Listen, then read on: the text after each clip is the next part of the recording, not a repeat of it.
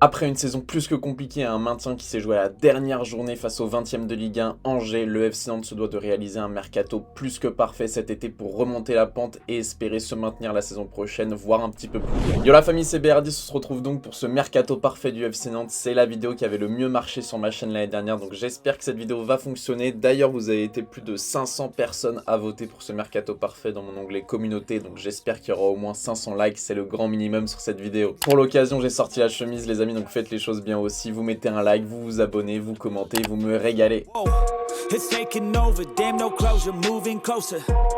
Comme d'habitude, on commence par le coach les amis et Pierre Aristoui va rester au FC Nantes. Il devait venir seulement pour les 4 matchs et essayer de maintenir le FC Nantes, chose faite avec une seule victoire quand même, faut le dire, mais dans le contenu c'était quand même plutôt bon. Mais Ouest France et l'équipe l'ont officialisé, Pierre Aristoui va rester au FC Nantes. Par contre, le FC Nantes va payer une amende de 25 000 € par match puisque Pierre Aristoui n'a pas les diplômes suffisants pour entraîner en Ligue 1, ce qui fait un budget quand même de 950 000 € sur l'année s'il finit toute la saison sur le banc. On sait qu'avec Kita et la direction nantaise, c'est jamais sûr qu'un coach fasse toute la saison, mais en tout cas, si Pierre Aristoui fait toute la prochaine saison du FC Nantes, ça fera 950 000 €, donc je l'ai inclus dans le budget transfert de cet été. C'est un coach qui a une grande qualité, c'est qu'il adore les jeunes, il adore les faire jouer, il était coach des U19 de la formation nantaise avant, et donc là, pour la saison prochaine, il compte énormément sur les jeunes nantais, c'est pour ça que vous allez voir dans cet effectif, il y a 15-16 pros avec énormément de jeunes sur le banc. D'ailleurs, je tiens à dédicacer mon frérot Blasigno, le tweetos, que vous connaissez sûrement si vous êtes supporter nantais et que vous allez sur Twitter, n'hésitez pas à aller vous abonner sur son compte parce qu'il m'a pas mal aidé pour ce mercato, surtout pour les jeunes, parce que voilà, je les connais pas tous, je vais pas mentir, il m'a placé des petits noms à mettre sur le banc et c'est toujours intéressant d'avoir l'avis d'un supporter comme lui, donc allez vous abonner à Blasigno, c'est vraiment un bon. On continue ce mercato les amis avec les départs libres, donc il y a Petric le gardien qui part libre, il y a Traoré qui est en fin de contrat, il y a Joao Victor qui est en fin de prêt, malheureusement il n'y avait pas d'option d'achat, il a quand même fait des plutôt bons matchs, j'étais quand même plutôt satisfait de son apport à Joao Victor. Korchia qui part libre aussi après un passage plutôt mitigé au FC Nantes. Marcus Coco que moi je ne prolonge pas malgré une bonne fin de saison, en fait il a fait 4 bons matchs avec Pierre Aristoui, quand même ces 3-4 ans au FC Nantes ça a vraiment pas été bon selon moi, je l'attendais vraiment à un meilleur niveau. Il s'était fait les ligaments croisés etc, donc c'est pas forcément que de sa faute, mais voilà, moi je laisse partir Coco libre, je pense qu'il trouvera peut-être un club en Ligue 2 ou en bas de tableau de Ligue 1. Et le dernier départ c'est Mostafa Mohamed qui va revenir en Turquie, malheureusement c'était un prêt avec une option d'achat à 4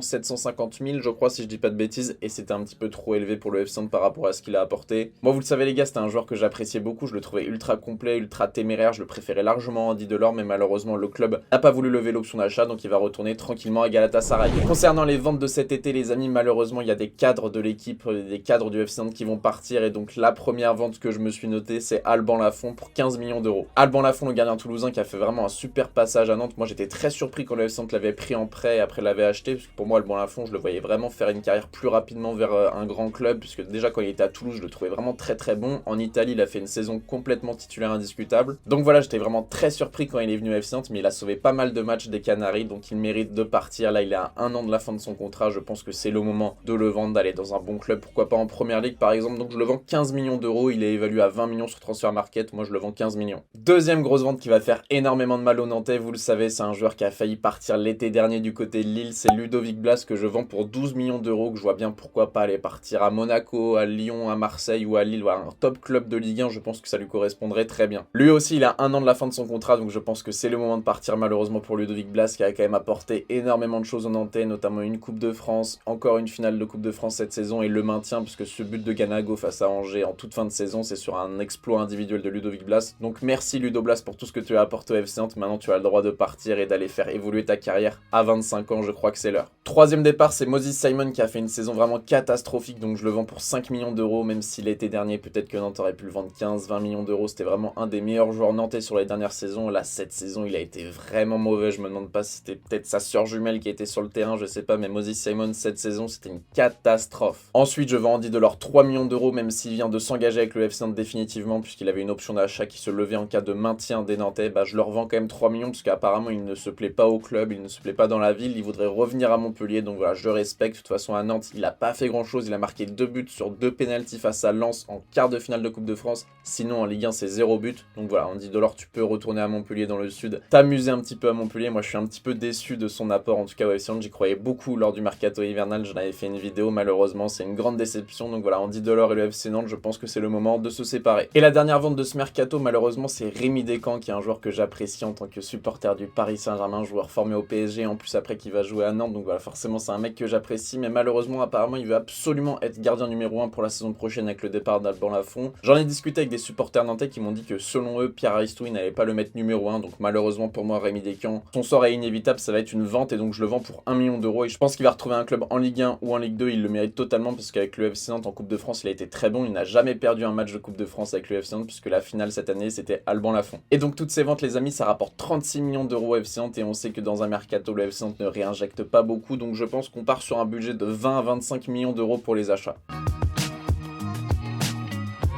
Allez, on est parti sur la composition d'équipe les amis, et on commence directement par le gardien et là j'ai énormément hésité, je pensais à Radu, le gardien roumain de Auxerre, mais malheureusement j'ai vu son salaire 480 000 euros par mois alors que le plus gros salaire du FC Nantes c'est Sissoko avec 330 000 euros par mois. Ça me semblait donc impossible, je me suis rabattu sur une ancienne star de Ligue 1, sur un joueur qui a joué à Ajaccio, qui a joué des Coupes du Monde, qui est mexicain, et oui j'ai recruté Guillermo Ochoa. Son salaire actuellement à Salernitana c'est 300 000 euros par mois, mais vu qu'il est en fin de contrat et qu'il va signer un dernier contrat je pense en Europe, je pense qu'on peut le signer pour 200 000, 250 000 euros par mois, ça me semble très honorable pour un gardien qui a vraiment fait une deuxième partie de saison en Serie A exceptionnelle. Déjà quand on regarde ses statistiques, elles sont plutôt bonnes, il y a pas mal de verts et quand on regarde la première ligne, le PSXGA, il a plus 0,9, ça veut dire qu'il encaisse moins de buts qu'il devrait et qu'il fait plus d'arrêts qu'il devrait, donc c'est quand même une stat très intéressante, il surperforme par rapport aux occasions qu'il concède. Avec le Salernitana, il a fait 4 clean sheets en 20 matchs, mais forcément il joue pas dans une très bonne équipe de Serie A, donc c'est compliqué de faire des clean sheets, la défense n'est pas forcément très bonne, etc. Mais moi j'ai vu des matchs de lui, il a été très très bon, notamment quand je suis allé à San Siro au mois de mars pour Milan AC Salernitana, il avait fait un super match. En gardien numéro 2 avec le départ d'Alban Lafont et de Rémi Descamps, forcément il nous manque un gardien et donc j'ai choisi Nicolas Lemaitre qui a fait une belle saison en Ligue 2 avec Quevilly-Rouen. J'ai vu que 3 voulaient le recruter absolument, mais je pense que c'est plus intéressant pour lui de signer au FC Nantes, sa valeur marchande est très très basse puisque lui aussi est libre cet été et oui il faut recruter des joueurs libres quand on est le FC Nantes et qu'on sait que la direction c'est un petit peu des rats, faut aller chercher des belles opportunités de marché et pour moi Nicolas Lemaitre c'est vraiment une très belle opportunité. 31 matchs de Ligue 2 cette saison pour 14 clean sheets, c'est vraiment une stat exceptionnelle et j'ai discuté avec des supporters de Quevilly-Rouen qui m'ont dit que selon eux ils méritaient totalement de jouer en Ligue 1, que c'était vraiment leur meilleur joueur, donc voilà je le signe au FC Nantes et je le mets en concurrence avec Ochoa, c'est à dire que pour moi il n'y a pas vraiment de numéro 1, numéro 2, je mettrais plus un 1 bis et le meilleur joue parce que Ochoa il peut lui apporter l'expérience, Nicolas Lemaitre il peut peut-être apporter cette fougue, cette jeunesse qui a envie de prendre cette place de numéro 1, donc voilà je les mets vraiment en concurrence avec Ochoa juste un petit peu plus devant, mais si Ochoa fait un mauvais début de saison je mettrai Nicolas Lemaitre titulaire. On passe à la défense les amis, et côté droit forcément je garde Fabien Santon que j'avais recruté dans mon mercato parfait de l'année dernière avant toutes les rumeurs, donc je suis plutôt fier qu'il ait signé au FC Nantes. On peut peut-être le qualifier de moins pire joueur du FC Nantes cette saison ou dans les moins pires, même si Blas a été bon etc.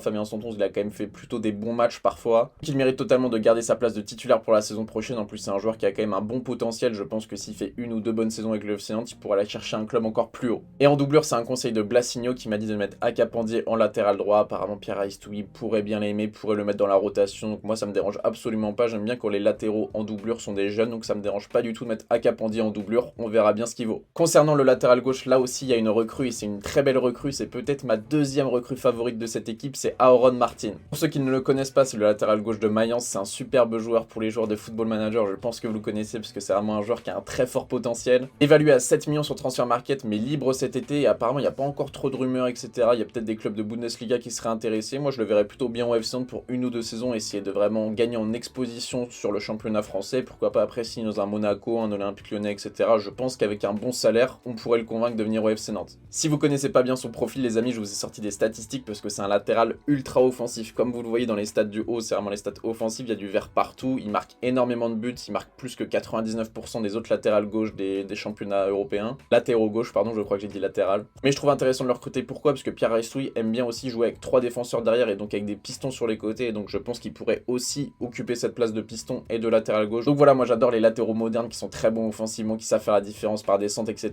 Et je pense qu'Aaron Martin il est vraiment parfait pour ce poste là, je le signe à 100% au FC Nantes. Concernant la charnière centrale, j'aurais bien aimé recruter quelqu'un, mais j'ai vu que Pierre Aristoui ne comptait pas recruter de défenseurs centraux, donc dans un souci de réalisme, moi ça m'intéresse énormément de faire des mercatos très réalistes, vous le savez, j'essaye au maximum d'être dans le réalisme. Je reste donc avec Palois, Giroto et Castelletto qui se tirent la bourre pour cette place de titulaire, et avec Zezé et Diaz, des jeunes du centre de formation qui seraient là pour être 4e et 5e défenseurs, et pourquoi pas aller chercher des minutes en Ligue 1 de temps en temps. Dites-moi dans les commentaires si vous deviez recruter un défenseur central, lequel vous auriez pris.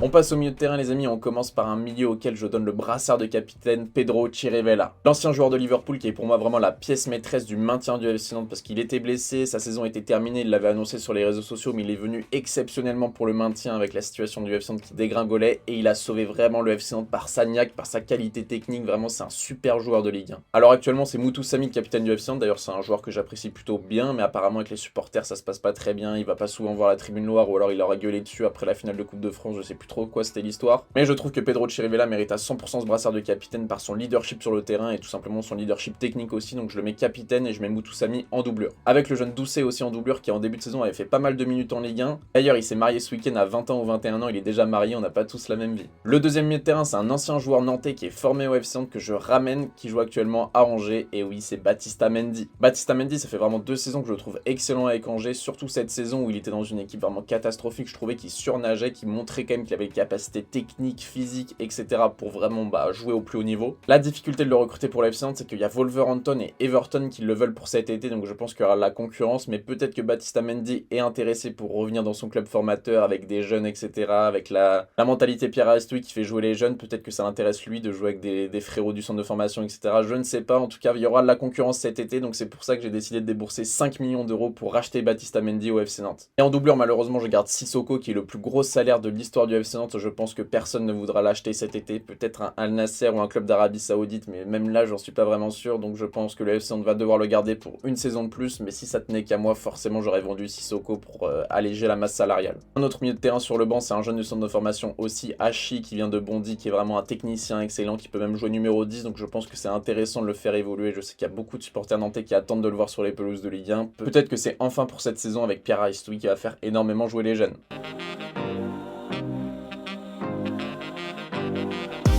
On arrive sur les postes offensifs les amis et je vous le dis sur les 4 titulaires il y a 3 recrues. On commence par le côté gauche avec le jeune Quentin Merlin que tout le monde apprécie. Il jouait plutôt latéral gauche avec Antoine Camboire mais de formation c'est plus un milieu de terrain et Pierre Aristoui le voit vraiment comme un ailier gauche donc je pense qu'il jouera la plupart du temps en tant que milieu gauche mais peut-être parfois en latéral gauche pour dépanner quand il faudra. J'ai pas besoin de vous présenter Quentin Merlin, pour moi c'est un des meilleurs joueurs du FC Nantes et pour moi il va progresser année après année, il va vraiment faire une très belle carrière s'il continue comme ça. Et en doublure c'est le retour de Kader Bamba qui était prêté du côté de l'AS Saint-Etienne, apparemment Pierre Aristoui veut le garder en tant que doublure, moi ça tenait qu'à moi je l'aurais vendu mais pourquoi pas en tant que doublure, ça coûte rien. D'ailleurs Kader Bamba comme Moutou Samy c'est des mecs que j'ai rencontrés dans la vraie vie qui sont très sympas. Petite anecdote gratuite, ça mange pas de pain. Au poste de numéro 10 les amis c'est un joueur qui est libre, qui joue du côté de West Ham, c'est Manuel Lanzini. Il a très peu joué avec West Ham cette saison, par contre il a énormément joué en Conference League, il a fait 9 matchs de Conference League pour 2 buts, 1 passe décisive, 70% à peu près il était titulaire. Mais si vous n'êtes pas convaincu par son arrivée au poste de numéro 10 au FC Nantes pour remplacer Ludovic Blas, regardez juste ses statistiques les amis, en termes de passes c'est vraiment un excellent passeur ce mec et quand je le voyais jouer en première ligue il y a 1 ou 2 saisons il me régalait. C'est un vrai créateur au milieu de terrain, il prend énormément de risques que ce soit par le dribble, par la passe, par les frappes, il tire très bien les coups de pied arrêtés, pour moi c'est vraiment un remplaçant parfait pour Ludovic Blas et en plus il a l'expérience de la première ligue et des coupes d'Europe qui peut vraiment apporter dans les gros matchs pour le FC Nantes. Quand on regarde sa hitmap les amis c'est un numéro 10 qui se balade partout sur le terrain parce qu'il adore créer les occasions, être à la finition mais surtout à la création des occasions. Je sais qu'il y en a qui vont pas être convaincus par son arrivée mais je vous assure que quand je l'ai vu jouer en Conference League cette saison il était excellent, donc pour moi Manuel Lanzini au FC Nantes ce serait vraiment un upgrade carrément par rapport à Ludovic Blas, j'ai pas peur de le dire donc j'espère vraiment que ça pourrait se faire. Et en doublure je garde Florent Mollet qui est un joueur que j'appréciais énormément du côté de Montpellier, je vous en avais parlé l'hiver dernier lors de sa signature, je croyais vraiment qu'il allait s'installer en tant que titulaire au FC Nantes, malheureusement il a été très décevant, j'espère que la saison prochaine avec une vraie préparation physique etc ça pourra le faire, en tout cas je croise les doigts. On passe au milieu droit les amis, là c'est vraiment ma recrue préférée de ce mercato parfait du FC Nantes, peut-être que vous ne le connaissez pas, en tout cas je vous assure que c'est un excellent joueur, c'est Jérémy Livolan. Il lui reste une année de contrat du côté de Guingamp donc j'achète pour 5 millions d'euros et c'est le capitaine de Guingamp, c'est vraiment un excellent joueur. C'est un joueur qui peut jouer sur le côté droit comme sur le côté gauche, c'est un vrai créateur, il peut même jouer dans l'axe en tant que numéro 9, il a fait 9 buts, 11 passes décisives cette saison en Ligue 2. Selon moi, de ce que j'ai vu des matchs de Ligue 2, c'est vraiment le meilleur ailier de Ligue 2. 7 fois dans l'équipe de la semaine de Ligue 2, c'est pas rien et c'est un excellent tireur de coups de pied arrêtés, que ce soit des coups francs, des corners. Il a une excellente qualité technique, il a une excellente frappe de loin. Pour moi, Jérémy Livolan, ça doit vraiment être une priorité du FC Nantes. En plus, Guingamp FC Nantes, c'est vraiment pas loin, en 2 heures de train, c'est fait. En plus de ça, c'est un joueur qui se blesse très peu, il a joué joué tous les matchs de Ligue 2 cette saison et il joue 88 minutes en moyenne par match. C'est vraiment un joueur très fiable physiquement. Dites-moi ce que vous en pensez dans les commentaires. En tout cas, pour moi, c'est vraiment la recrue parfaite pour le FC Nantes. Et en doublure du milieu droit sur le banc, je garde le petit Apois du centre de formation qui, quand il est rentré, les peu de minutes que je l'ai vu en Ligue 1 m'a vraiment impressionné avec ses conduites de balle sur le pied gauche. Gaucher à droite qui déborde, qui rentre dans l'axe, et peut-être le futur Arjen Robben, on sait pas.